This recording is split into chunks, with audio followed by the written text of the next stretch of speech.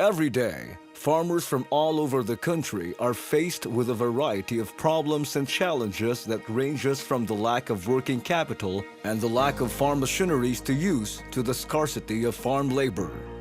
Reality is, farmers are aging, hence the need for the government to intervene and create measures that will help farmers work and manage their lands in the future to address the horrifying problems that could spill over due to the diminishing workforces in the field. In the region, a study entitled Analysis of the Profitability and Competitiveness of Rice Production in Western Visayas revealed that 46% of rice production costs are allocated for labor. These are incurred during preparation, crop establishment, and harvesting. The diminishing workforce in the farm, however, has resulted to asynchronous planting that is associated with pests outbreaks, inefficient use of water, and untimely planting that affects plant growth.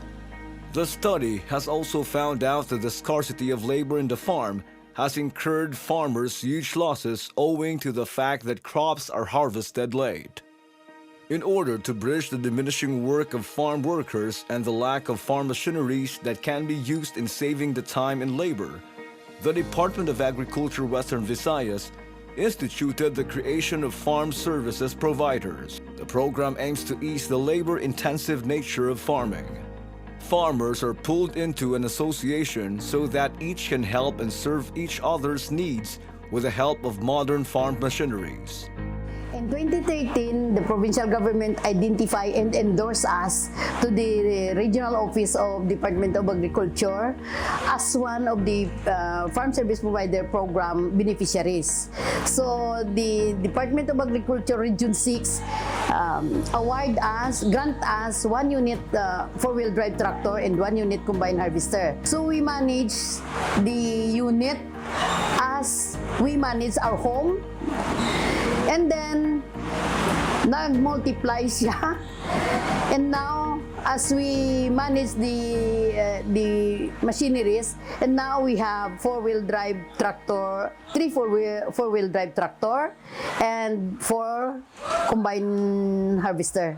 We have 1 unit transplanter, 1 unit mechanical weeder, 1 unit 4 units mechanical sower, and 2 units mobile dryer, 1 unit rice mill.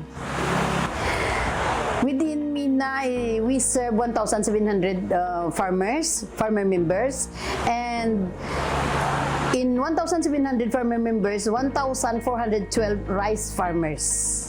In Farm Service Provider Program, we serve 264 hectares within the municipality Mina and 84 hectares outside Mina. Farm Service Provider helps the farmer to have a high yield production in less cost, in save time, and minimize losses in the field, in the area, and minimizing the cost of labor. So, in 1 hectare, almost 3 hours lang pag-harvest. In 1 hectare, almost 3 hours din ang plowing by a four-wheel drive tractor.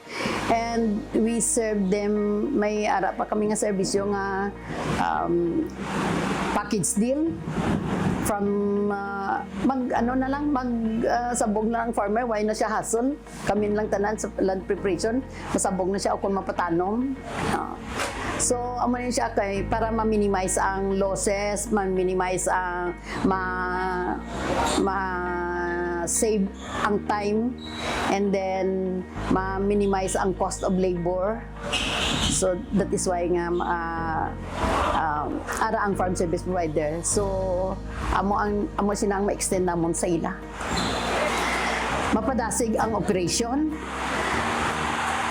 Kag makasabat sang makasabat sang ginatawag nga climate change resiliency and then makasabat ang farm service provider makasabat sang ginatawag nga scarcity of labor, so and minimizing the losses in the field some production. The program is designed to act as support mechanism for farmers in terms of labor efficiency in order for them to produce better and increase their yield. Trainings are provided that include farm machine operation and troubleshooting, basic accounting and bookkeeping, small business operation and rice production, and the creation of business operation plan. The Agriculture Department provided additional farm machineries that include seed cleaner, thresher, hand tractor, and rice reaper. The Farm Service Provider Program of DA Western Visayas today has collaborated with the Philippine Center for Post-Harvest Technology and Farm Mechanization, or PhilMac, Cooperative Development Authority, or CDA, Department of Labor and Employment, or DOLE, and partner LGUs in order to achieve a more sustained success rate and wider reach of the program. As the generation pass by and the farmers age, the concern over the diminishing farmers and lack of farm machineries is posing a clear and present danger in food production. The timely intervention of DA Western Visayas in capacitating the community to help the farms and farmers among the new generation is a good call. Ang aton nga farm service provider are also cooperatives and association. Gin-validate man ni sila kung they have the capability in terms of using their available farm machineries from land preparation to harvesting. Kay siyempre naghatag kita sang sets of farm machineries sa ila, ti ang ina nga asosasyon pwede sila as also their form of or their source of additional income for the cooperative, pinaagi sa pagserbisyo magkuan gani ni ng mag-arado through their farm tractor, kag mag-harvest through their magtanong gali through transplanter, mag-harvest through combined harvester, kag kumiara pagit sila sang processing, dryer, kag drying, kag milling. So along the value chain of the rice industry, kompleto ang farm service provider. Kag gina target nga makompleto ina nga processes through the provision of different farm equipment and machineries. So importante gid nga ara ang farm service provider, una bes ang labor is also a concern sa subong nga tinion. Di kon kompleto ang asosasyon, ang ilang nga membro hindi na maghulat sang kay dito pa sila nag-harvest, ang isa ka grupo sang laborers mahulat pa to sila, di basi kung magkuan ng ilang nga tanom kag damo wastage. So through farm mechanization makasave sang number of days, number of hours to the use of farm machineries. Hindi ko gid mahambal nga na-cover gid tanan nga sektor. Kay syempre nagasaligman lang kita sa sa budget nga ginhatag sa aton kag naka-program man ina. So siguro ang mahambal ko lang is ang frontliners naton are the local government units and they have their set of clientele. Identified man sang LGU ang ina nga mga areas sang sector agriculture kag fisheries.